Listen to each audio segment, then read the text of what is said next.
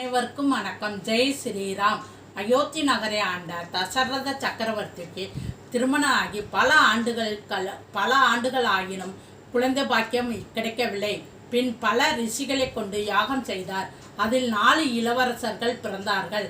அவர்களை 5 வயதிலேயே குருகுலம் சென்று வேதங்களை கற்க பயின்று வர சென்றார். அதை எல்லா இளவரசர்களும் நன்கு கற்று தந்தை சொல் மந்திரமே என்று நினைத்து நன்கு கற்றனர். பின் வாழ்வ வயதை அடைந்தனர். அப்பொழுது விஸ்வாமித்திரர் அயோத்தியை நோக்கி வந்தார். தசரதனிடம் காட்டில் அமைதிக்காக வேள்வி நடத்துகிறோம், அதில் இடையூறுகள் செய்கிறார்கள் அரக்கர்கள், அவர்களை தடுக்க ராமபிரானை அனுப்புமாறு விஸ்வாமித்திரர் கேட்டார். பின் தசரதர் ராமனையும் லட்சுமணனையும் விஸ்வாமித்திரரிடம் காட்டிற்கு யாகத்தை செய்ய நல்லபடியில் நடத்த அனுப்பி வைத்தார். அப்பொழுதும் ராமபிரான் தந்தை சொல் மந்திரமே என்று இருவரும் காட்டிற்கு சென்று வேள்விகளை நல்லபடியில் முடித்து வந்தனர். பின் மிதிலை நகருக்கு சென்று சீதாதேவியை மணந்து வந்தார்.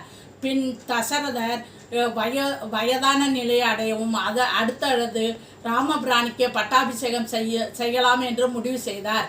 அப்பொழுது ராமபிரானை அழைத்து பல அமைச்சர்களையும் கேட்டார்.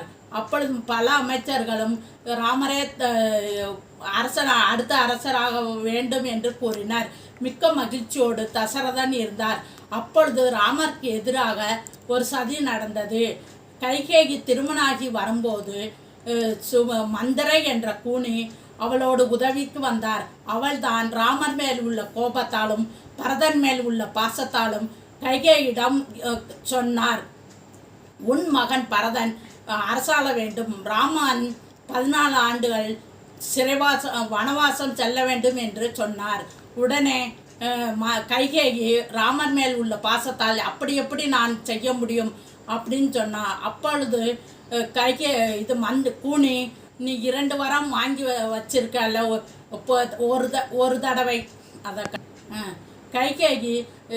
கைகேயிடம் கூனி, உன் புருஷனிடம் வாங்கினியில போர் தொடுக்கும்போது, ஒரு சமயம் போர் தொடுக்கும்போது 2 வரம் வாங்கி வைத்திருந்தாலே அந்த 2 வரத்தை இப்பொழுது கேள் என்று சொன்னார்.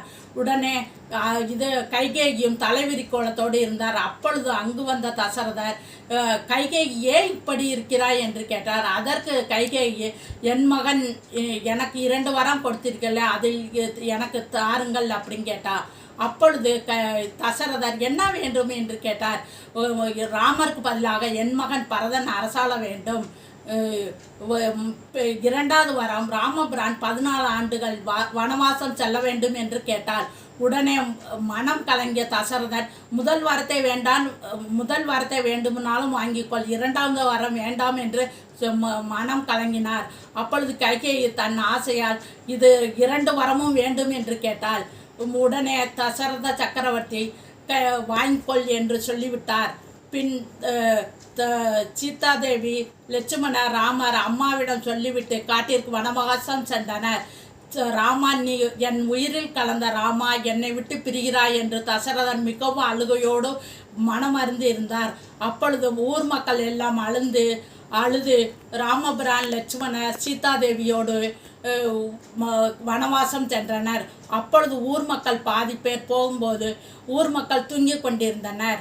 அப்பொழுது சுமித்திரையிடம் ராமர், நாங்கள் சித்திரக்கூடம் செல்கிறோம், அங்கு இருக்கிறோம் என்று சொல்லிவிட்டு குகன் உதவியோடு படகில் சித்திரக்கூடம் சென்று அடைந்தனர்.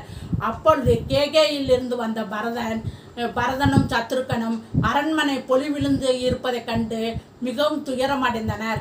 அப்பொழுது பரதன் கைகேயிடம் சென்று, இது ஏமா இப்படி இருக்கிறது என்று கேட்டார். அதற்கு கைகேயி, உன் அப்பால் இறந்த சோகத்தால் நான் மூழ்கி இருக்கிறேன், நீ நாடாள வேண்டும் என்று சொன்னார். உடனே மிக சினத்தோடு பரதன், நான் ஆள வேண்டாம், ராமன் அண்ணாதான் அரியணை ஏற வேண்டும், அவர் வனவாசம் சென்றதற்கும் என் தந்தை இறந்ததற்கும் நீயே காரணம், நீ என் முன்னால் நிற்காதே, எனக்கு தாயே நீ இல்லை என்று சொல்லிவிட்டு பரதன் ராமரை தேடி காட்டிற்கு சென்றார்.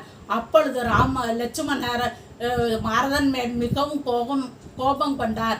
அப்பொழுது பரதன் நடந்ததை எடுத்துக்கூடவும் லட்சுமணர் மன்னித்து நால்வரும் சேர்ந்தனர். அப்பாவிற்கு இறுதி சடங்கை செய்து முடித்துவிட்டு வந்தனர். அப்பொழுது பரதன், ராமனண்ணா, நீங்கள் தான் அயோத்தியை ஆள வேண்டும் அப்படின்னு சொன்னார். அப்பொழுது ராமபிரான், தந்தை சொல்லே மந்திரம், தந்தை வாக்கு கொடுத்தபடி நீனே அயோத்தியை ஆளு, நான் இங்கே காட்டில் வனவாசம் இருக்கிறேன் என்று சொன்னார். அப்பொழுது பரதன், உங்கள் காலணிகளை தாருங்கள், நான் நந்தி கிராமத்திலிருந்தே அயோத்தியை பார்த்து கொள்கிறேன் என்று சொன்னார். உடனே ராமபிரானும் தன் காலணிகளை பரதனிடம் கொடுத்தார். பரதன் அந்த காலணிகளை தலைமையில் வைத்து அயோத்தி நகரை நோக்கி சென்றார். இத்துடன் இந்த கதை முடிவடைகிறது. தந்தை சொல் மிக்க மந்திரமே இல்லை என்பது முன்னோர்கள் சொன்ன வாக்காகும். அதேபடி ராமபிரான், லட்சுமணர், பரதன், சத்ருகன் அவங்க தந்தை சொல்லே மிக்க மந்திரமாக வாழ்ந்து வந்தனர். நன்றி, வணக்கம்.